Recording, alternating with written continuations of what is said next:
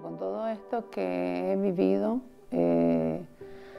estoy más a favor del destino. Hay muchas cosas que me hacen pensar que la vida tiene algo determinado. Quizás de acuerdo a nuestras acciones, a nuestra vivencia, irán fluctuando dependiendo de... Pero sí pienso que hay algo predestinado. Muchas cosas me han hecho pensar así. Creo que hay una pequeña estructura, pero con un pequeño camino, y nosotros vamos construyendo en esa base, creo yo, vamos construyendo cosas o caminos diferentes. Creo que es un poquito de las dos cosas. Que cuando suceden las cosas sin uno buscarlas, ese es el destino, para mí.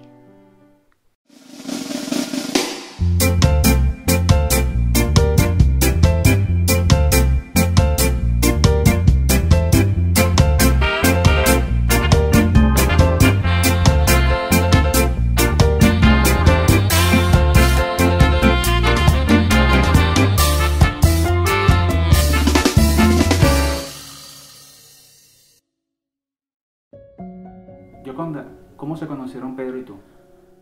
Vale, los dos escogimos la carrera de medicina, él en Nueva Esparta y yo en Anzoátegui. Una vez que terminara el básico en Nueva Esparta, en Margarita, se viene a Anzoátegui, a la Universidad de Oriente, y allí somos compañeros de estudio, amigos, y luego, bueno, fuimos novios.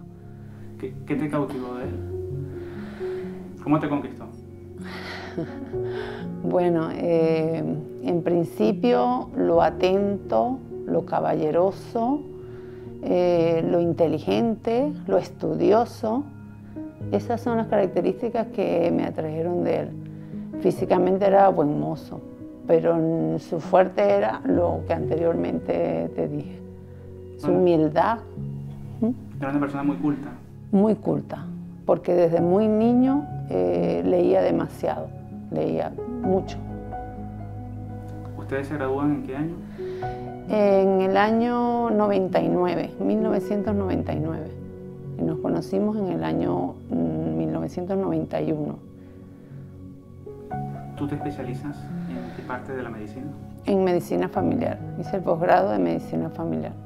¿Y él? En neurocirugía. ¿Forman una familia? ¿Se casan en qué año? En 1996, en julio-agosto de 1996 nos casamos. ¿Viven en qué lugar de Venezuela? En Anzoátegui. Sí, originalmente en Puerto La Cruz y luego al final en Lechería.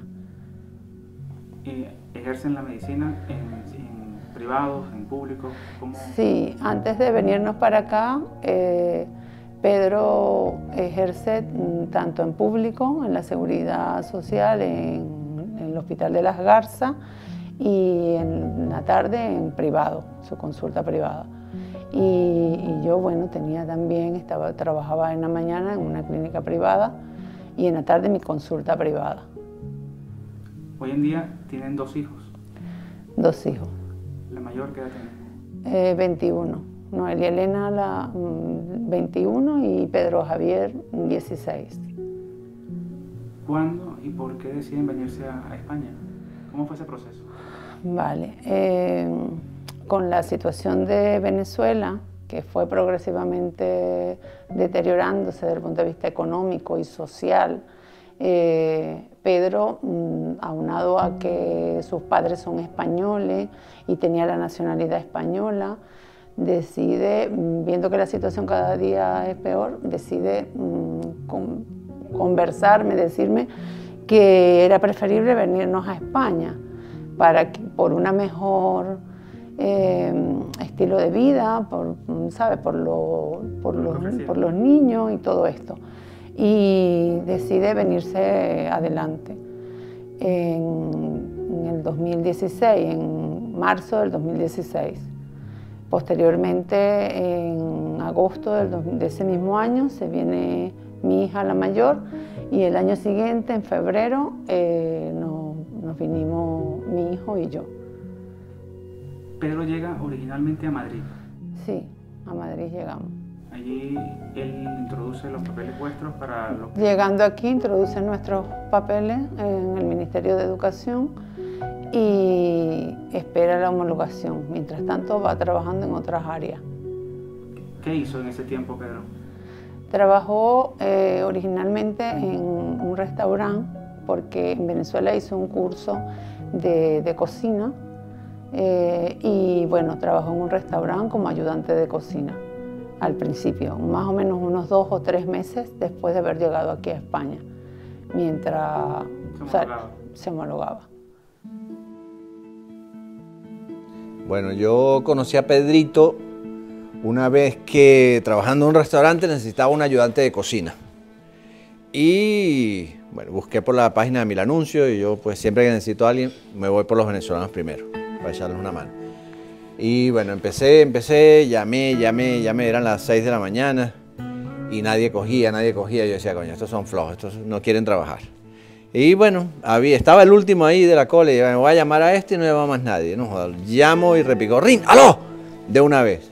Entonces yo le digo, oye, estoy llamando porque tienes un anuncio. Sí. Entonces, bueno, le dije que era lo que había, que era media jornada, ayudante de cocina. Y yo, sí, yo quiero. Y bueno, lo cité a las 12 de ese día en el restaurante, recuerdo. Y él llegó antes que yo. Cuando llegué, que luego jodimos mucho con eso, me acuerdo, había un carajo, como era él, con las manos en los bolsillos, caminaba para allá, caminaba para acá, caminaba para allá, caminaba para acá. Y yo me paré hacia un lado y lo veía. Y yo decía, a ver, que pues este no fue el carajo que yo llamé, porque no se me parecía el de la foto. Entonces, bueno, pasados 5 minutos o así, me acerco y le digo, ¿tú eres Pedro? Y dice, sí, ¿tú eres Manuel? Sí. Ah, coño, mucho gusto y tal. Abrieron el restaurante, entramos, fuimos a la mesa del fondo donde hacía las entrevistas. Y le digo yo, coño, chamo, pero tú no eres el de la foto. Coño, mano, que esa fue la foto del posgrado, me tenía el pelo negro, ¿no? Si pongo una foto así nadie me va a llamar. Y fue súper gracioso, luego nos pusimos a hablar cosas de medicina, que era su pasión. Y luego me contó cosas de cocina que hizo en Venezuela y bueno, empezó enseguida a trabajar conmigo. ¿Cuánto tiempo trabajaron juntos? Juntos trabajamos, yo creo que unos 4 meses. Luego le conseguí un trabajo de jornada completa en otro sitio y él se fue. ¿Qué tal ese tiempo? Wow. Esos 4 meses para mí fueron mágicos. Se desempeñó súper bien en todo lo que yo le decía. Pedrito, esto así, vamos, si podía lo superaba. De verdad, nunca tenía pereza para el trabajo, siempre estaba dispuesto. Pedrito, nos quedamos un rato más, nos quedamos, mano. Y siempre. Hicimos una amistad increíble. ¿Cómo llegan posteriormente a Úbeda? Vale, cuando nos homologaron en el mismo año 2017, a finales, una compañera, colega también paisana, nos dice que en el hospital de Úbeda están solicitando médicos, que sean médicos generales o médicos de familia. Entonces me vengo yo en agosto del 2017 y empiezo a trabajar en el hospital, en la urgencia del hospital de Úbeda. 3 meses después, por la necesidad de médico, entra Pedro, en diciembre de ese mismo año. Y de allí nos vinimos todos como familia y nos integramos aquí. Ya estábamos hablando de que está todo el núcleo familiar, tus 2 hijos. Mis 2 hijos y él y yo, sí. ¿Tu madre en ese momento todavía? No, mi madre vino en el 2018, pasó con nosotros 2 meses y ya en el 2019 ya se vino definitivamente con nosotros. Bueno, mira, para mí Pedro no era yerno, no era hijo, no era, era a veces todo, era amigo, era el esposo de mi hija. Ya va. El padre de mis nietos, mi gran amigo, el que nos ayudamos mutuamente. Pedro primero para mí fue un inquilino, porque una de las cosas que yo hice en la vida, me van a permitir que todos tienen mascarilla para quitarme la mascarilla porque me ahogo un poquito. Una de las cosas que yo hice allá en mi casa en Venezuela fue una habitación tipo estudio y Pedro vivió allí junto con otro compañero en mi casa y por ahí fue que empecé a conocerlo. Ya era compañero de estudio de mi hija Noelia, de mi hija Yoconda, perdón, y lo veía como una persona muy humilde, muy buena. Yo creo que yo fui una de las que induje a que esa relación se diera. Pedro fue una gran persona, un gran amigo. Para mí, como dije, como hice en el epílogo de su libro, lo escribí yo, me dieron ese honor de hacerlo. Que Pedro, ya.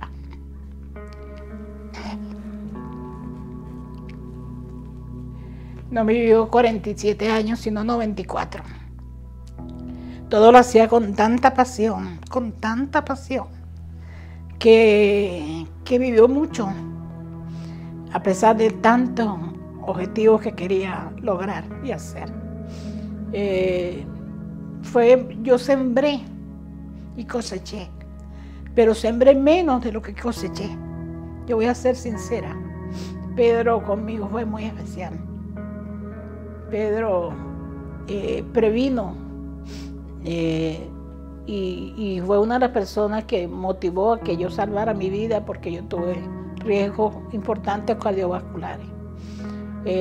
No lo consideraba yerno ni él me consideraba suegra porque él decía que la palabra suegra era muy fea y decía, este es Gladys, cuando me presentaba, este es mi cachete rojo, decía, este es Gladys. Y cuando llegaba de la guardia, yo lo esperaba con café y nos sentábamos en el porche a hablar de todo, de historia sobre todo. Él hablaba mucho, le gustaba mucho la historia de de Europa romana, de Rusia. Era un hombre con mucha cultura y muy apasionado con todo, en todo. Si iba a regalar algo, lo regalaba lo mejor. Si te iba a dar una bebida, te la daba triple. Si te iba a hacer una comida, te la daba la mejor comida. Él era feliz haciendo feliz a los demás. Ese era Pedro. Lamentablemente sucedió lo que sucedió. Lo lamentamos mucho. Pero yo creo mucho en la causalidad, más que en la casualidad. Yo digo que todo sucede por algo. Y lo de Pedro fue algo como muy planificado. Salió negativo, salió negativo y después salió negativo. Fue cuando se hospitalizó, todo lo demás. ¿Tú sabes cuáles fueron las últimas palabras de Pedro antes que lo entubaran? Le dijo a una enfermera, o un enfermero que lo agarró por la mano, le dijo, dile a mi esposa que la amo. Era muy apasionado. Bueno, lo queríamos mucho. Mi familia lamentó mucho que haya fallecido. Lloraron como hermanos de él, como sobrinos de ellos, de mis hermanos. Mucha gente, hermanos, amigos, mucha gente. Pedro era alguien que sembró mucho amor y sembró mucha amistad. Mira, llegamos a Úbeda en julio del 2018. A España llegamos en mayo del 2018. Estuvimos 2 meses con mi hermana viviendo y luego nos pusimos en contacto con Pedro, que ya estaba viviendo aquí en Úbeda, y como ya teníamos buena amistad con José Luis, pues nos pusimos en contacto con él y desde julio nos vinimos a vivir para acá. Sí, Pedro nos informó que había oportunidad de trabajo aquí, aunque todavía no estábamos homologados, y nos dijo, mire, este es un pueblo muy tranquilo, muy sano, es pequeño y el hospital requiere de muchos médicos todavía, porque hay plazas vacantes. Entonces decidimos venir a conocerlos. Cuando llegamos a a Úbeda, que siempre, esto se lo contaba yo a él también, yo pensaba que Úbeda era con V, de uvas, y pensamos que había mucho vino, y tal, bueno, vámonos para allá. Y entonces resulta que lo que hay es oliva, y esto es, bueno, está rico en el que le dicen a ellos el oro verde, pues del aceite de oliva. Y nos gustó mucho el pueblo, nos vinimos juntos. Pedro ese día, que cuando coincidimos la primera vez, estaba de guardia y salía a las 10 de la noche. Entonces nos encontramos en el casco histórico y nos hizo un recorrido ya, porque, bueno, Pedro siempre le gustaba mucho la historia. Y nos llevó a los sitios íconos de aquí del pueblo, nos hizo un tour turístico.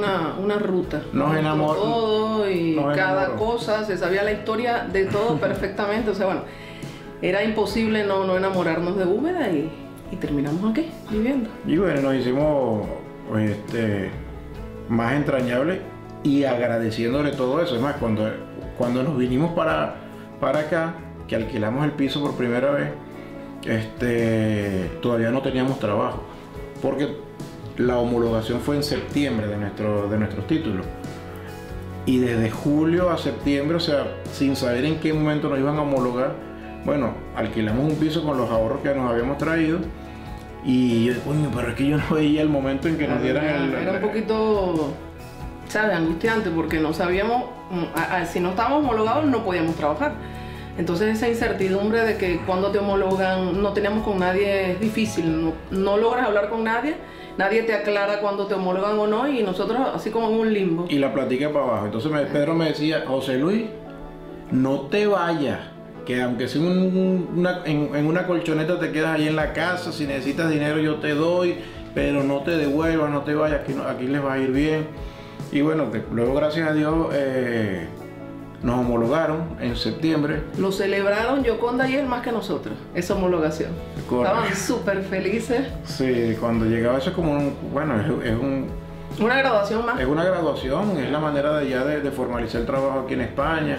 Y recuerdo que él estaba de posguardia cuando lo llamé para decirle también, casualmente, porque se la pasaba haciendo guardia, y lo llamé y le dije, mira, Pedro, nos salió la homologación, qué alegría y tal. Y nos pasó buscando, era un domingo, entonces íbamos para misa, pero entonces yo en lugar de ir para la misa me fui para el bar. Importante. Le agradecimos a Dios y también. Le agradecí a Dios, yo fui a misa y de retorno, yo los dejé muy bien sentados en el bar, pues muy tranquilos con aquello. Pero cuando yo me regreso de la misa que los veo, los dos estaban borrachos. Yo, ¿qué pasó aquí? En menos de una hora ya. Lo que dura una misa, que es más corta claro, que Venezuela. Yo no había tomado nunca brandy y él me decía, José Luis, esta bebida, esto es de los reyes. Y esto no sé qué. Se llevó unos tabacos de estos costosos, caros y tal, los destapó ese día. Coño, Pedro, un tabaco de 20 euros, o sea, para mí que en ese momento no teníamos nada, me parece súper costosísimo. Y cada trago que... 60 euros, ¿no? Cada trago, no sé cuánto costó. Sí, no te preocupes, que esto hay que celebrarlo como una graduación.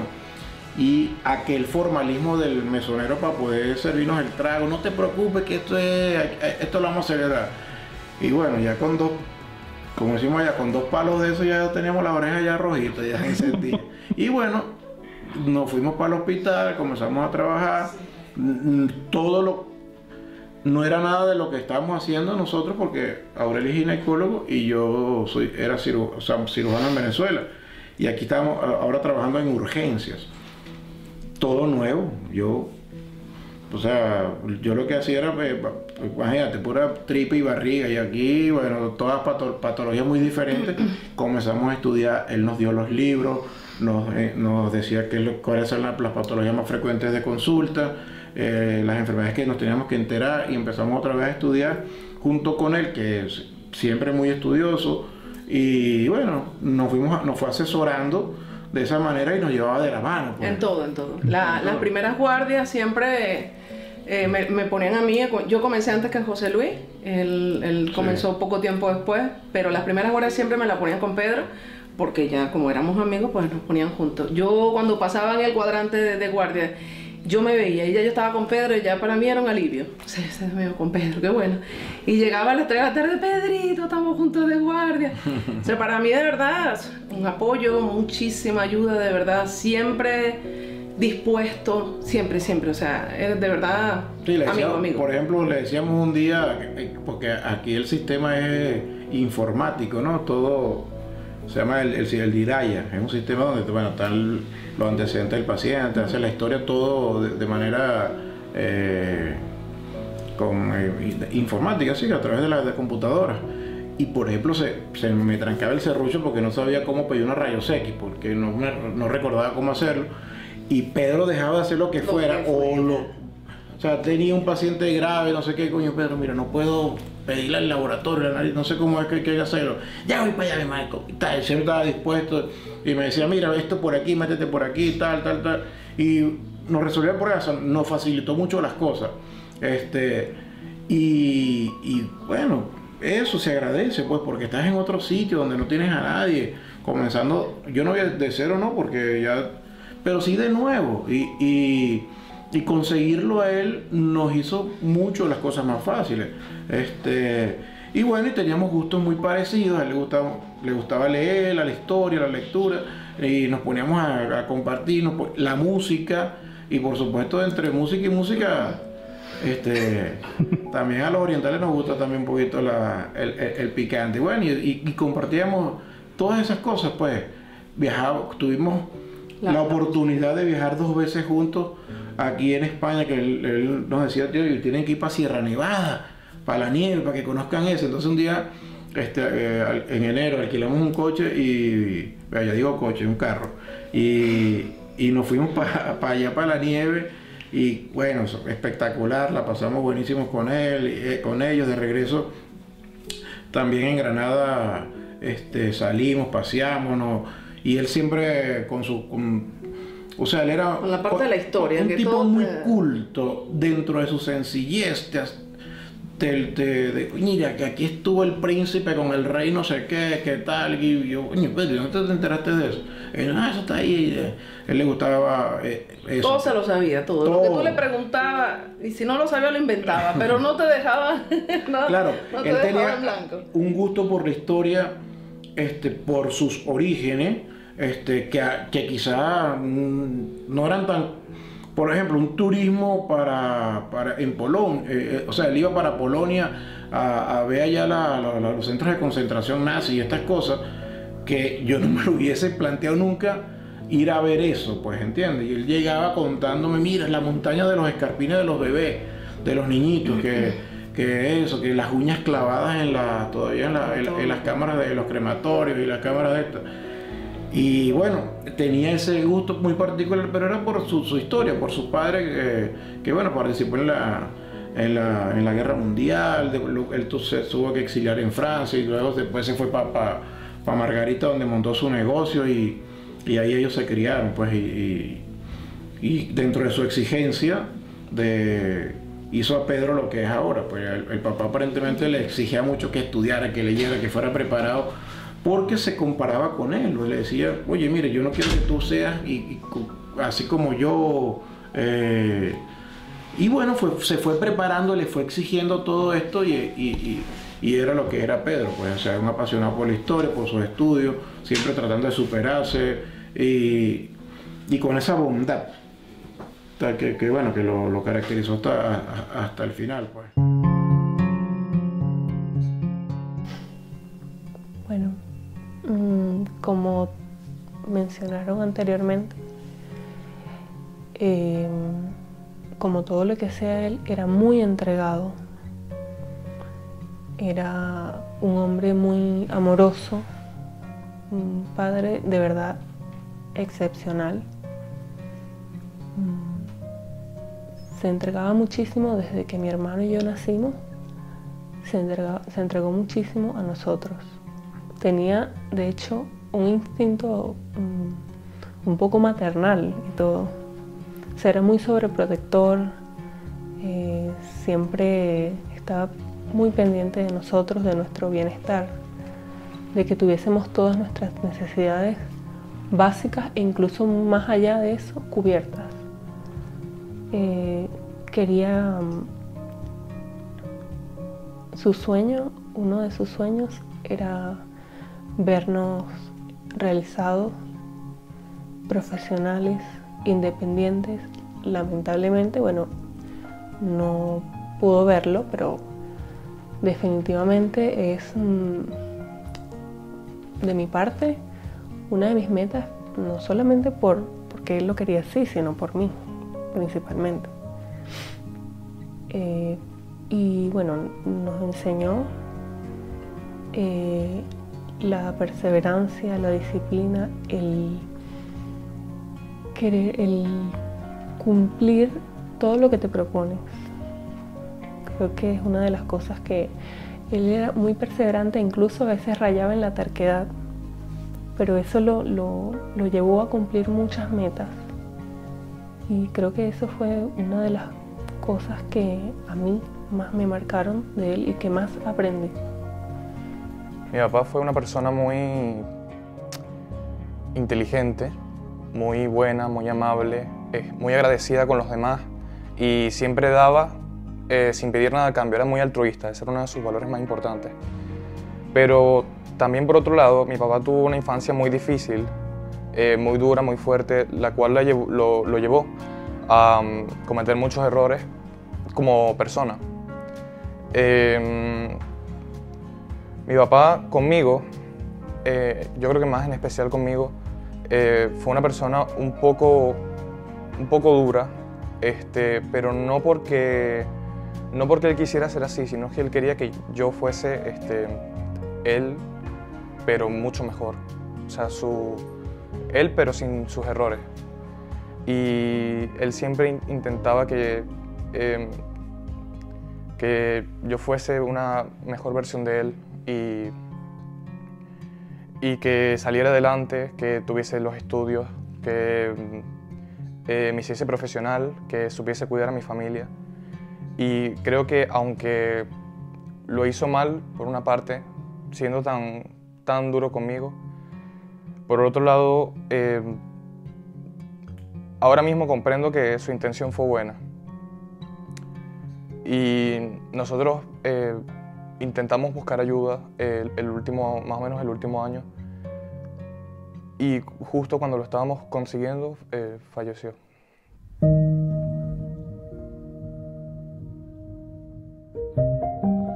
Para mí siempre es importante lo que hay detrás. ¿El ser humano? El ser humano, sí, siempre es imprescindible. Y a mí lo mismo. Yo lo vi así, la primera impresión de una persona muy campechana, como decimos aquí, y muy bonachón. Y me hizo gracia porque, claro, Gioconda ya estaba antes en el hospital y entonces él se vino unos días antes para que Gioconda le enseñara el funcionamiento del programa informático, bueno, del funcionamiento de las consultas.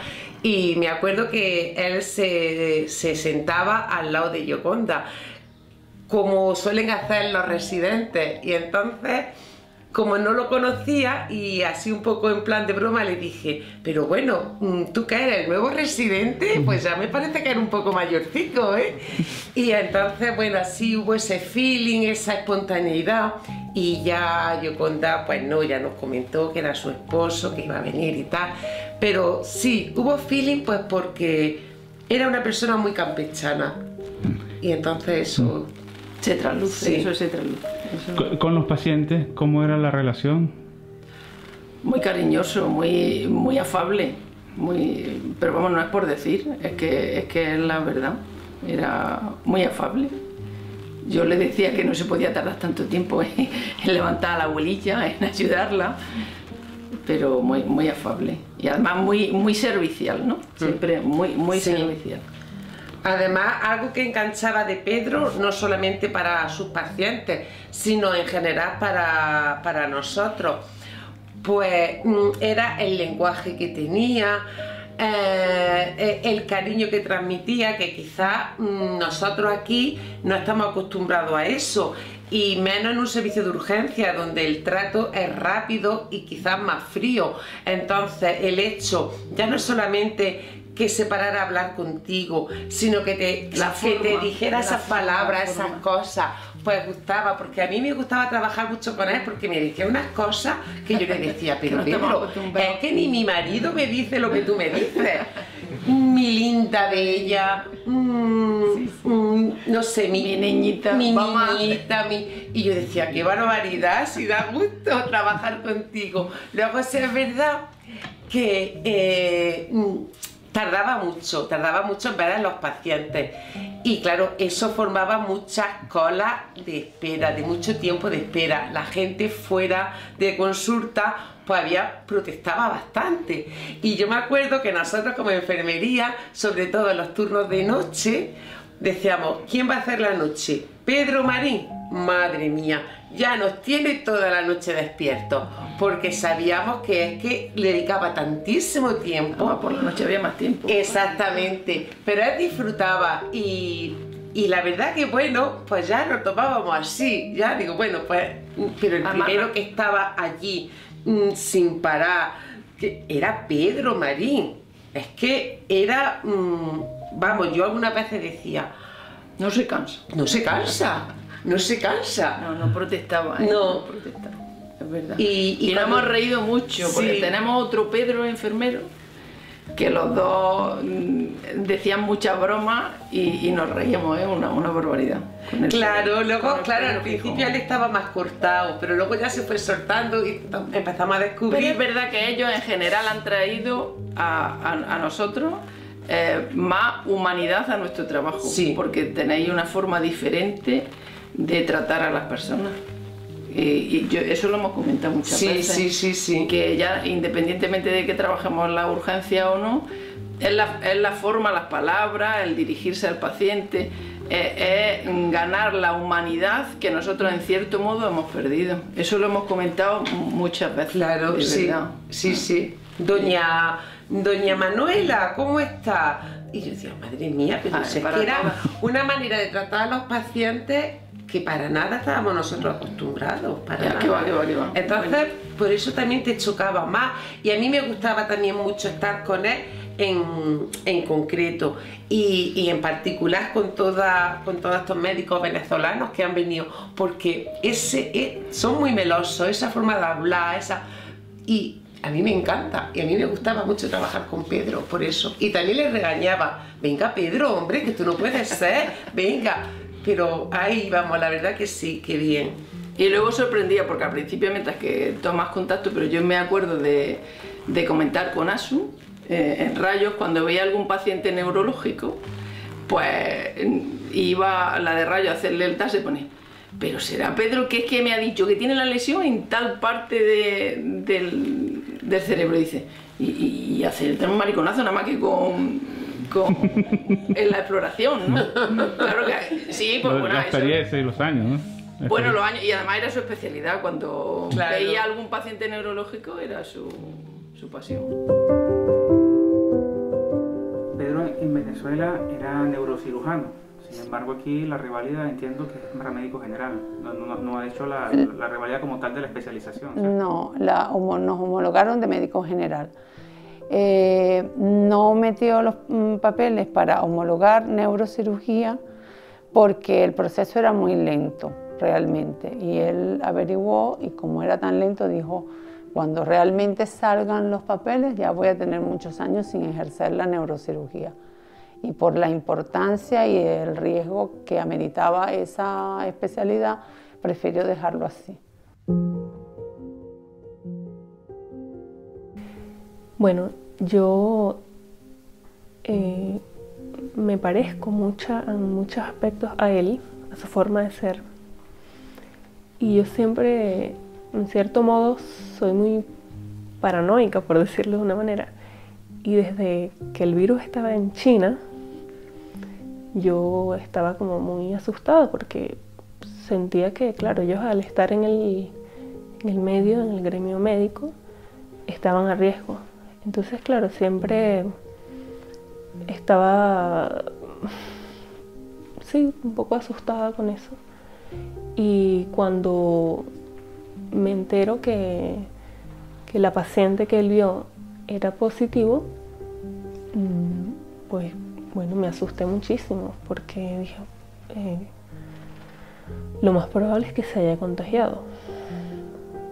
Y bueno, estaba yo en Argentina con muchísimas ganas de venir acá. De hecho, en lo que me enteré de eso, quería venir para acá. Lo que pasa es que todos a mi alrededor me dijeron que estaba tomando una decisión muy precipitada. Pero claro, en mi mente no era así. Realmente podía venir. O sea, digamos que todo lo que iba a ocurrir después, no lo veían venir, pero bueno, a lo mejor mi paranoia hizo verlo, de alguna manera. No sé si me explico. Por supuesto. ¿Tú qué hacías en Argentina? ¿Por qué no estabas aquí? Porque tú has llegado a España, ¿no? Sí, llegué a España, pero bueno, mi sueño siempre ha sido estudiar medicina. Y bueno, aquí en España me ha costado bastante, entonces decidí buscar una salida más fácil. Y bueno, descubrí que en Argentina la entrada es sí, mucho más sencilla. Y fui para allá, por supuesto, tuve el apoyo de mis padres, de mi papá principalmente, que él por vernos felices a mi hermana y a mí, hacía todo. Y no lo estoy diciendo porque ya no esté, ni mucho menos, simplemente que es la verdad. Él era así, o sea, él entregaba todo por nosotros. Bueno, al principio veíamos al virus como muy lejos, ¿sabes? Como que estaba en otro país y ya, que a lo mejor no iba a llegar aquí. Pero luego, viendo cómo evolucionó todo, temor, tomando precauciones, y bueno, de pronto llegó a España y empezamos con los protocolos, con todo lo que nos dan a los médicos o a los personal de salud, a tratar de hacerlo como nos lo decían. Sin embargo, bueno, el virus iba evolucionando y como he dicho muchas veces, en esa época, cuando Pedro estaba de guardia, que solo nos vestíamos, nos poníamos todo el equipo para los pacientes respiratorios, no nos poníamos para el resto de los pacientes porque aparentemente no tenían coronavirus. Sin embargo, habían complicaciones de la enfermedad de este virus que no las sabíamos en ese momento. Es el caso de Pedro, que se infecta con una paciente con un ictus o una enfermedad cardiovascular, como la conocemos en nuestro país. Y bueno, pasa que la atiende, es parte de lo que él estudió, se entrega totalmente junto con otros compañeros y se infecta, sin saber que la paciente tenía un ictus, pero como complicación del coronavirus. Entonces, yo por otro lado estaba en lo mismo que él, en la urgencia de mi centro de salud, vistiéndome solo para pacientes respiratorios, pero bueno, con mejor suerte que él. Llega esa paciente y ¿cuánto tiempo después él se entera o cuándo ocurre el primer diagnóstico? ¿Cuál fue la primera señal de alarma? Bueno, 2 días después de su guardia, del contacto, se entera que la paciente fue positivo para coronavirus y empieza a sentir síntomas. Los primeros síntomas, malestar general, un poco de escalofrío, una tos seca, progresivamente. Y digamos que 2 o 3 días después le hacen el examen y sale negativo. Los síntomas seguían persistiendo y apareciendo otros, todos propios del coronavirus. Se aísla, lo llevamos al hospital. ¿Se aísla aquí en la casa? Sí, se aísla aquí en la casa. Y como sale negativo, con la primera prueba, bueno, ya se incorpora a la familia. Pero claro, al seguir los síntomas y evolucionar la enfermedad, volvemos a llevarlo al hospital, se le hacen todas las pruebas y todo sale normal y negativo, todo como un síndrome gripal, una virosis, que van pasando los días y se van acentuando aún más los síntomas. Y se lo llevó una segunda vez, le hacen pruebas para otros virus, para otros gérmenes y todos salen negativos. Ya cuando estaba muy mal, 3, 4, 5 días después, lo ingresamos.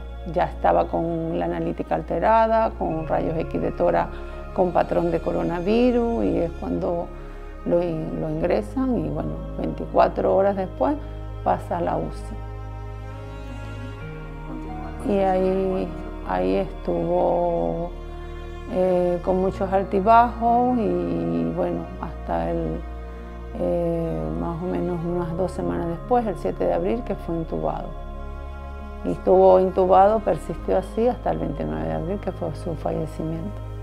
¿Su ánimo antes de esa etapa, antes de ser intubado, teniendo la conciencia, cómo estaba él? ¿Él tenía optimismo? ¿Cómo lo sentía? Sí, él trataba de estar optimista, trataba de darse a él mismo, de cargarse de energía, trataba de tener la mejor cara, pero sabía que estaba progresando, evolucionando, porque él era médico y sabía qué era lo que estaba. Y bueno, un día antes de que lo intubaran, cuando lo fui a visitar a la última hora de la tarde, me dijo que estaba nadando en profundidad, y solo que por nosotros.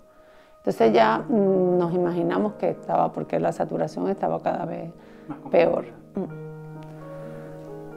¿Tú tuviste en ese tiempo esperanzas, tenías, antes de que el virus ya fuera una circunstancia, tú cómo te sentías? Esperanza siempre tuve.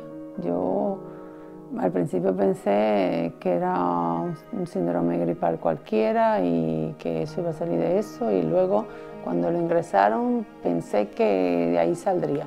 Siempre tuve mucha fe de que él iba a evolucionar para bien, y ya al final no me importaba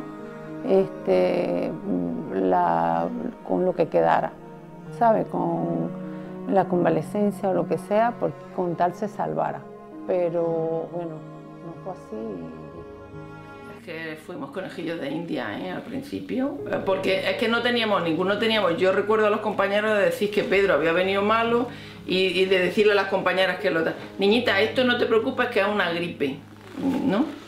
Yo es que malo lo vi el primer día, pero que no se quedó ingresado. El primer día que Pedro empezó a sentirse más, que compartí con él el turno, que además se fue antes de que terminara, pero se dejó solucionado todos los pacientes de la Observa, que a pesar de estar malos, los pacientes que había en la Observa los dejó todos encarrilados, con alta o con ingreso, todos encarrilados, y ya le hicimos la PCR y se fue pero ya saturaba 93, Pedro, y decía yo, que me decía, ese día había ido a Baeza andando, y yo digo, pero ¿dónde estás loco? ¿Cómo vas a Baeza andando? Digo, ¿no te da miedo tan temprano? Dice que yo vengo de Venezuela, que no me da miedo, que no me da miedo, si me voy con una lamparita aquí, dice, pero no soy el único loco, porque me cruzo con una chavala, con una mujer, decía que se cruzaba con otra lamparilla. Digo, no estás bien, por Dios. Y en ese momento no tenían conciencia de lo que... No, en ese momento no teníamos conciencia.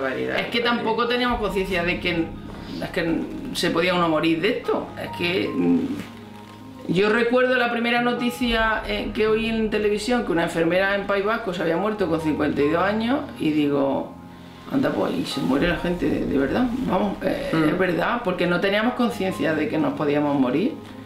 Claro, y sobre todo nunca tienes conciencia de que lo vas a vivir tan de cerca. Y yo creo que todos teníamos la esperanza de que Pedro saliera, porque Pedro era un hombre fuerte, luchador, joven, es que tenía todas las papeletas para salir, por mucho que yo qué sé, que esto... Y además no ser de golpe, porque el día que a mí me ingresaron, por ejemplo, murió un enfermero en Jaén, con 56 años, y se murió de sopetón, ¿no? También se llamaba Pedro, Pedro Carrillo. Y yo digo, madre mía del Señor. Y el Pedro en la UCI, pero decíamos, bueno, pues un día que aguante, digo que lucha más, y verás como si. Yo creo que todos teníamos la esperanza de que Pedro saliese. Todos. Además, yo me acuerdo que incluso él estando en UCI, yo no me sentía preocupada en exceso de que estuviera en UCI porque estaba muy grave. De hecho, todos los pacientes, yo fui a visitarlos en 2 ocasiones y la primera vez estaban todos los pacientes intubados. Y él no. Y él no. Y entonces, yo qué sé, decía, vamos a ver que sí, que Pedro va a salir, pues porque fíjate Pedro, cómo están todos de malitos y es el único que, fíjate. Y me acuerdo yo que tras las cristaleras me hizo así con la mano. Y luego ya estuvo un tiempo que ni para adelante ni para atrás, incluso quizás para atrás, y ya empezaron a saltar las alarmas cuando Pedro no mejoraba, y ya pasó a decúbito-prono y ya empezó, pero aún así, sí, yo creo que aún todos así, manteníamos la esperanza. Nadie pensaba que Pedro iba a fallecer, nadie. Pensábamos que era un bache, pero que iba a salir.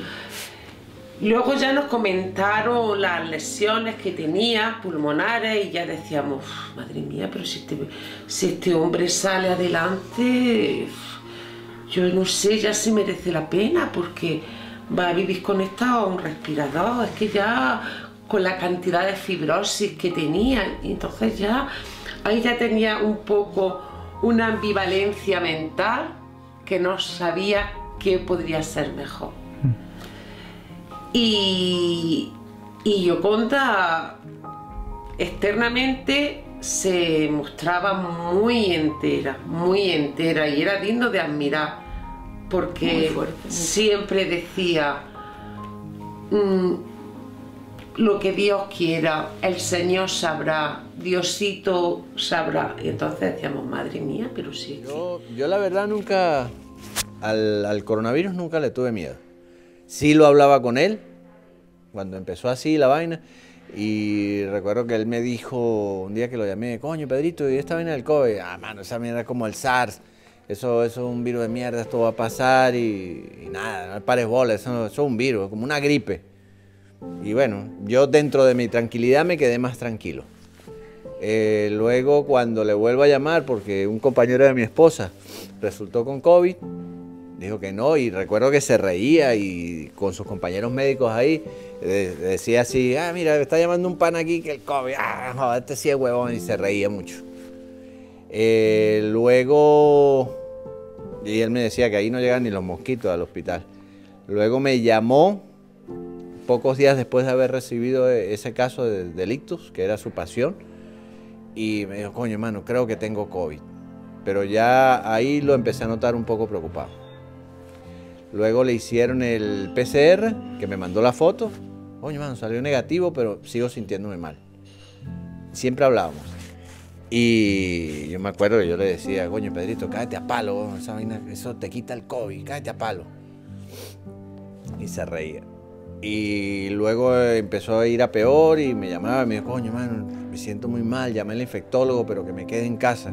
Yo, verga, bueno, pero que te hagan otra vez las pruebas y que te hagan, no, pero que me quede en casa, que no sé qué. Y bueno, recuerdo que un día ya Yoconda lo sacó y se lo llevó al hospital. Y me escribió, mi hermano, estoy en el hospital, me ingresaron, estoy muy jodido y vaina. Y en ese tiempo, pues ya estábamos confinados. Recuerdo que mi niño había sufrido una fractura del fútbol y tuve que llevarlo al hospital, al tema de las radiografías y la vaina. Y en una que entra el niño de rayos X, él me escribe. Y vamos, recuerdo como si fuera ayer, me escribió, Manu, me llevan a la UCI, te quiero mucho. Y ahí empecé a llorar. Hicieron una guardia juntos, José Luis y él, y después de esa guardia se enteraron que la persona que habían atendido, específicamente Pedro, había dado positivo para COVID. Y los llamó la jefa para notificárselo. Bueno, ya se dieron por enterados los dos. Pues después de ahí comenzó con las manifestaciones, la clínica, dando un poco de que si la fiebre, gripe.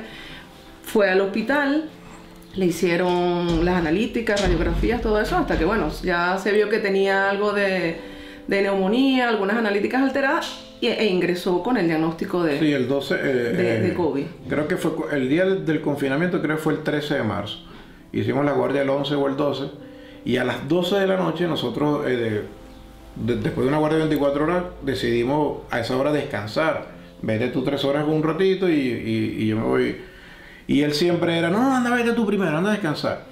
A las 12 de la noche, un poquito antes, llegó una señora con un ACV, con un ACV, con un evento isquémico cerebral, con un ictus, y esa era su pasión, la neurología. Y llegó otro niño convulsionando, estaban en la misma sala de RCP, de reanimación.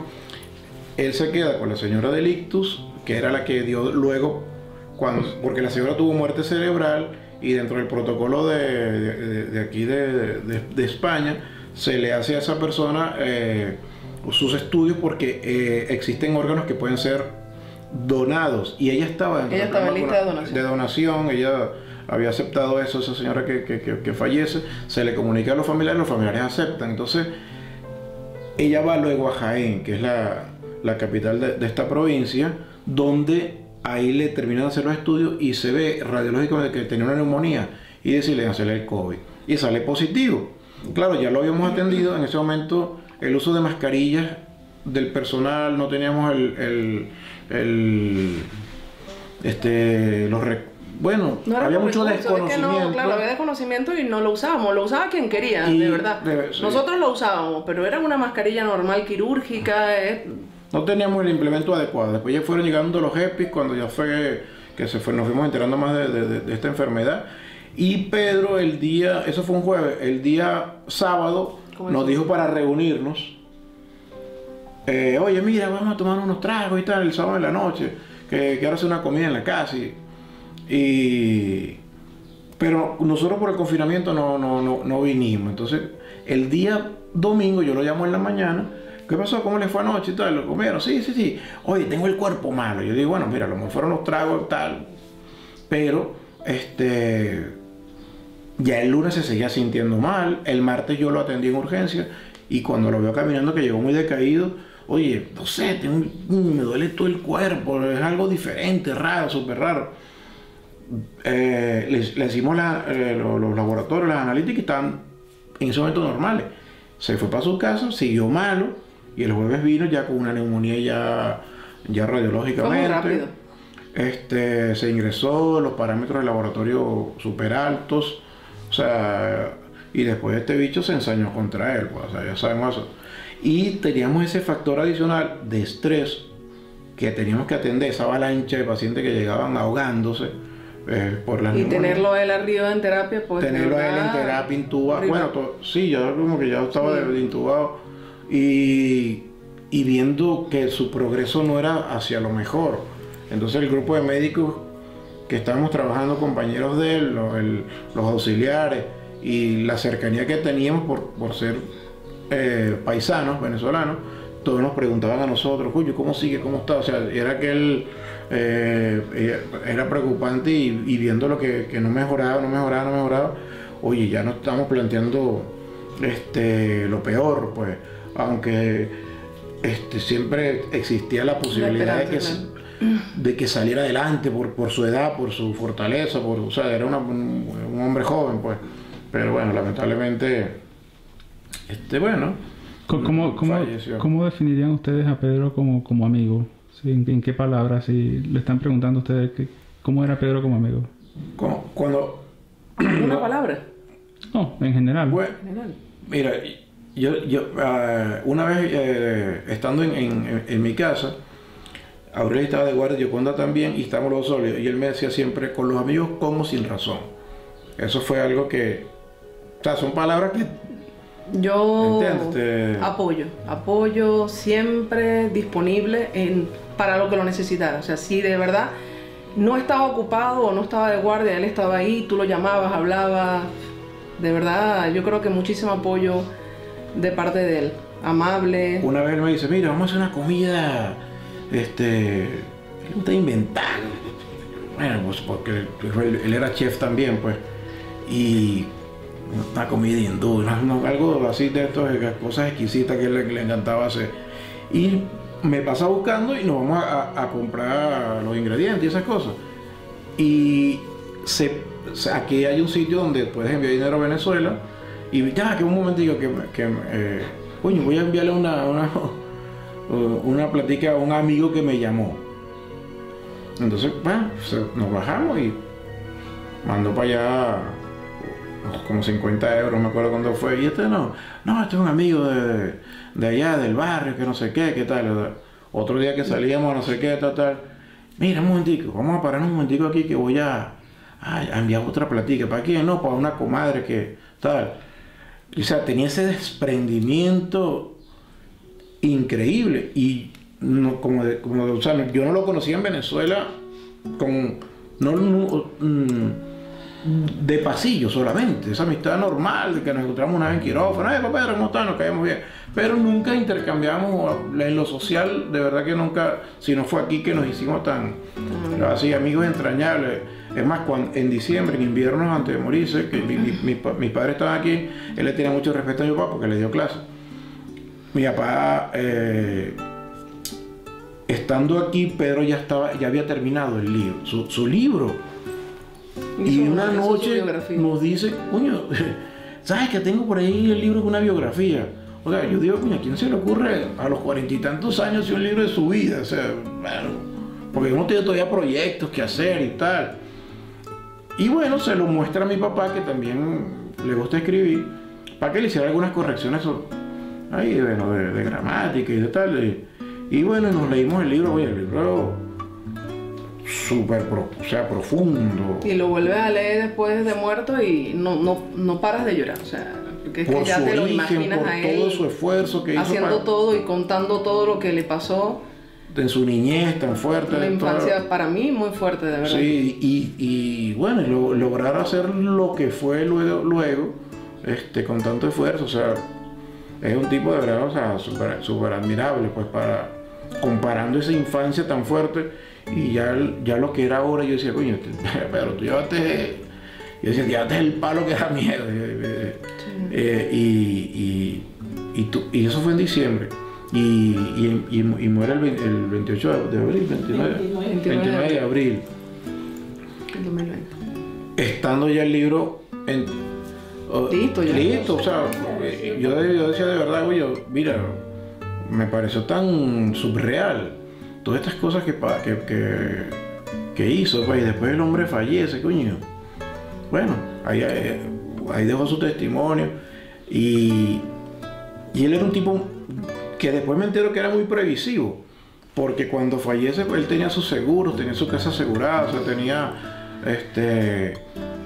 o sea, todo, no te voy a decir que nadie se prepara para la muerte, pero coño, después yo digo, coño, el hombre estaba preparado, o sea, dejó a su familia bien y a sus hijos enrumbados, a su mujer con su casa, y bueno, a su suegra también muy bien cuidadita y todo, pues.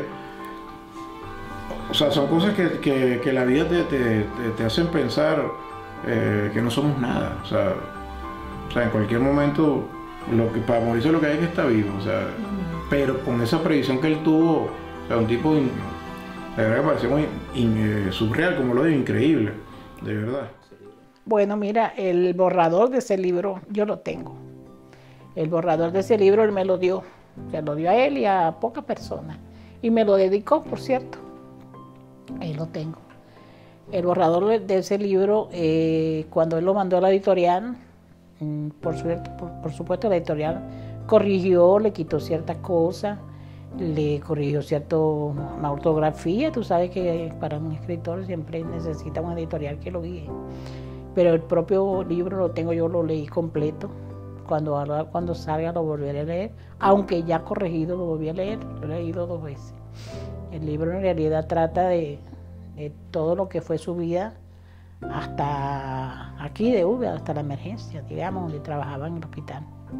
Pero quiero recalcar una cosa. Una de las cosas que a mí más me hizo querer a Pedro fue cómo quería a mi madre. Mi mamá, él me decía mi Gladys, pero a mi mamá le decía abuela. Él quiso mucho a mi mamá. Mi mamá lo quería mucho a él. Mi mamá murió en sus brazos. Mi mamá murió casi de 90 años. Vivió. No se puede negar. Pero él quiso tanto a mi mamá y mi mamá lo quería tanto a él, que esa era una de las cosas que más recordamos de Pedro. lo bien que se portó y lo bien que quiso mi mamá. Y lo bien que se portó con toda la familia. Por eso digo, yo sembré menos de lo que coseché. Y bueno, yo me vine y en realidad me sentía aquí bien. Porque en realidad él trató junto con mi hija, por supuesto. Pero lo distingo más a él porque en realidad yo no era su madre, yo no era prácticamente su familia por afinidad, pero no de sangre. Sin embargo, él trató de que yo me sintiera bien en todos los aspectos, en su casa, en todos los aspectos. Y siempre confiaba en mí, pues, siempre hablábamos. Y yo lo que tengo de Pedro son muchos recuerdos. Y trato de evitar los recuerdos malos, porque como toda persona tiene sus momentos. Y siempre trato, como le digo a mi hija también, trata de apartar, siempre recuerda lo bonito. Y deseo de todo corazón un futuro bueno para mi hija porque se lo merece. Se merece todo lo bueno porque así como Pedro era una alma muy bondadosa, mi hija también lo es. Y en verdad que no me arrepiento jamás de que Pedro haya formado parte de la familia y de que haya sido el padre de mi nieto y el esposo de mi hija. Me alegra mucho de que haya sucedido así y de que por lo menos él haya podido terminar uno de sus metas, que era escribir un libro. Él pensaba escribir otro libro, ¿sabe? Se llamaba, no sé si lo puedo decir por este video, aunque esa palabra aquí no es obscena, se iba a llamar Los limpiaculos del rey.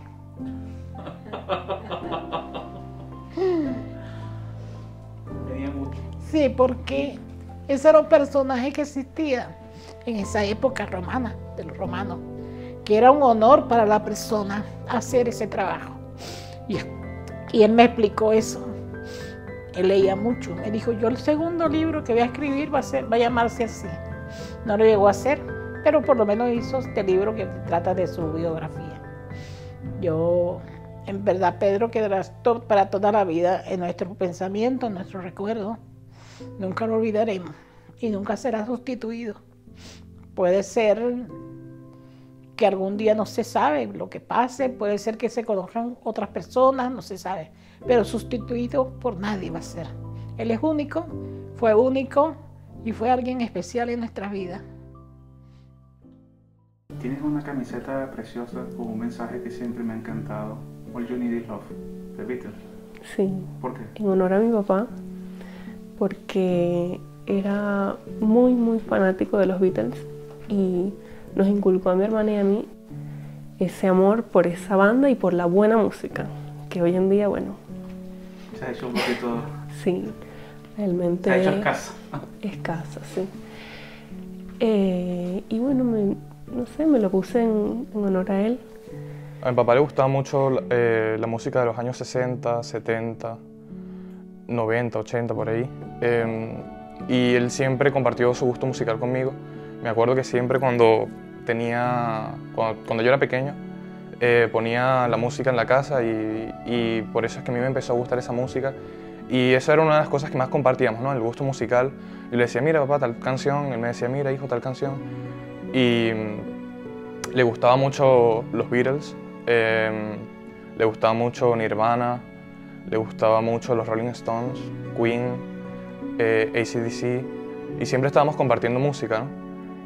Y eso hizo, o sea, gracias a mi papá, puedo decir que ahora mismo a mí me gustan mucho los instrumentos. Por ejemplo, a él le gustaba mucho la armónica y él siempre me dijo que era muy importante que aprendiese instrumentos, que supiese defenderme con la música. Y por eso aprendí batería, a tocar el ukelele, más o menos se me da bien cantar y es gracias a él.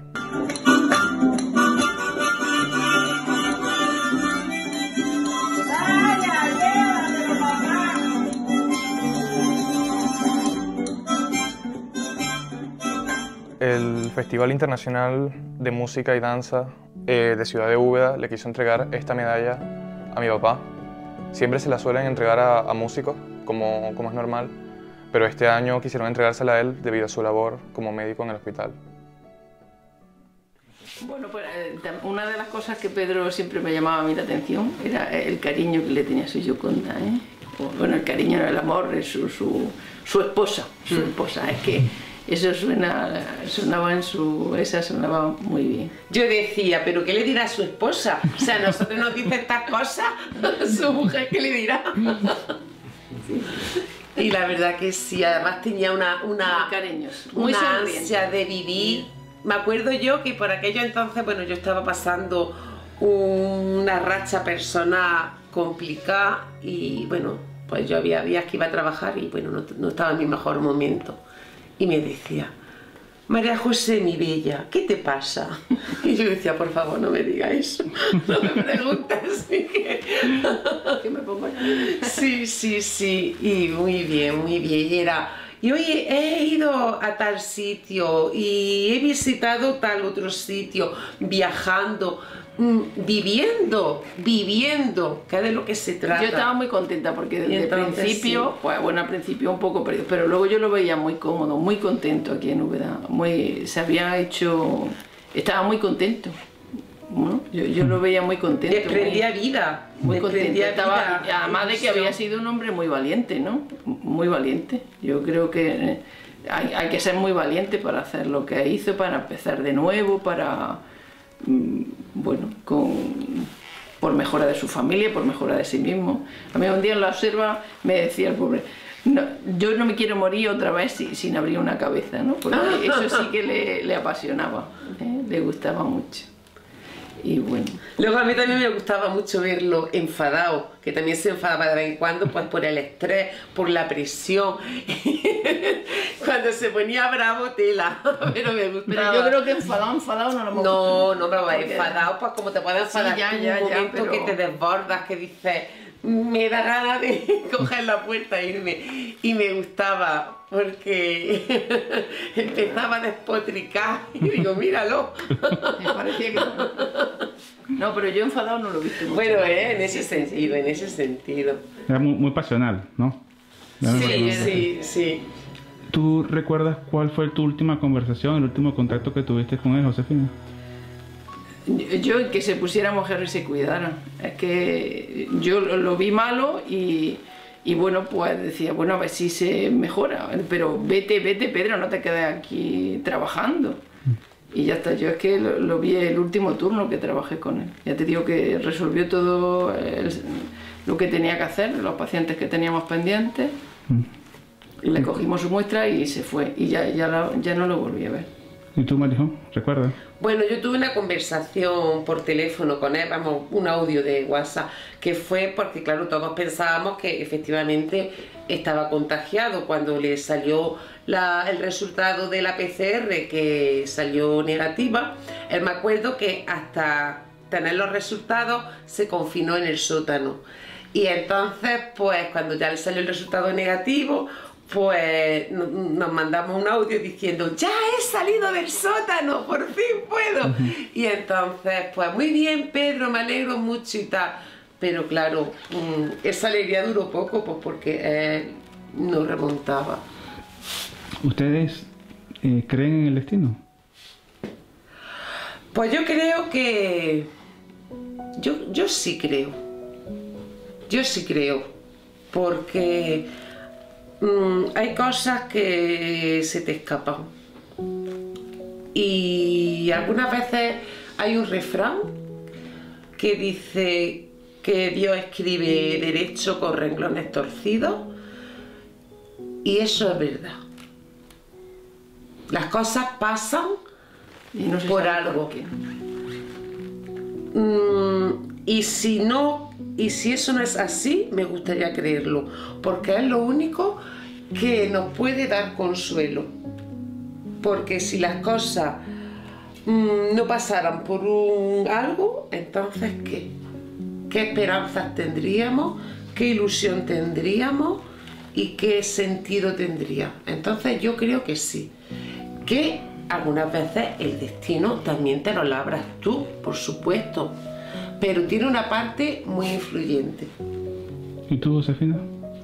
Bueno, yo pienso que que lo que esté destinado para nosotros está, pero también tiene parte, tenemos que... La suerte también se busca, ¿no? Hay que trabajarla, pero nunca se sabe lo que va a pasar y yo pienso que a lo mejor sí que está escrito en algún sitio o no sé. Si yo les preguntara qué aprendieron de Pedro, ¿qué podrías decir tú, María José? Uy, pues yo de Pedro aprendí la vitalidad, la alegría por la vida en general, sin, vamos a ver, la lucha, con sus pros y con sus contras, con sus ventajas y con sus inconvenientes, pero siempre el deseo de avanzar y la vitalidad. A mí me llamaba la atención suya su generosidad. Era un hombre muy generoso, o por lo menos yo, lo poco que yo lo pude ver fuera del hospital, era un hombre muy generoso y de lo que hablábamos, de cuando iba, yo qué sé, de vacaciones con su familia, yo lo veía un hombre muy generoso con los demás, en darle su tiempo, en darle un hombre muy generoso y muy sonriente, muy vital. Es que siempre tenía una buena palabra para todo el mundo, desde que entraba por la puerta. Una persona mágica.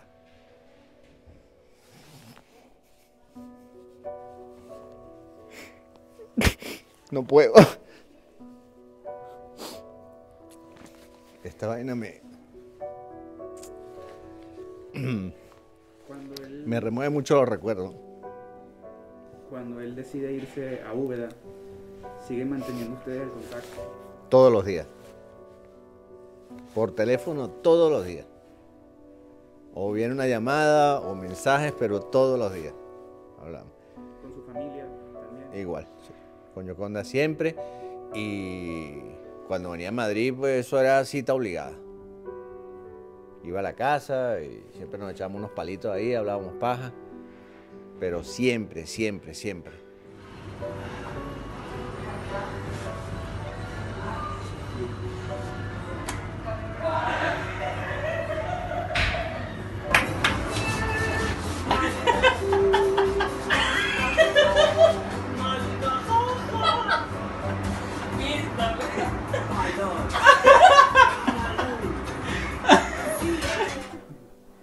Una persona tiene múltiples dimensiones, es padre, es madre, es hijo, es hija, fue tu esposo, fue tu compañero durante tantos años. ¿Cómo era Pedro como esposo? Excelente.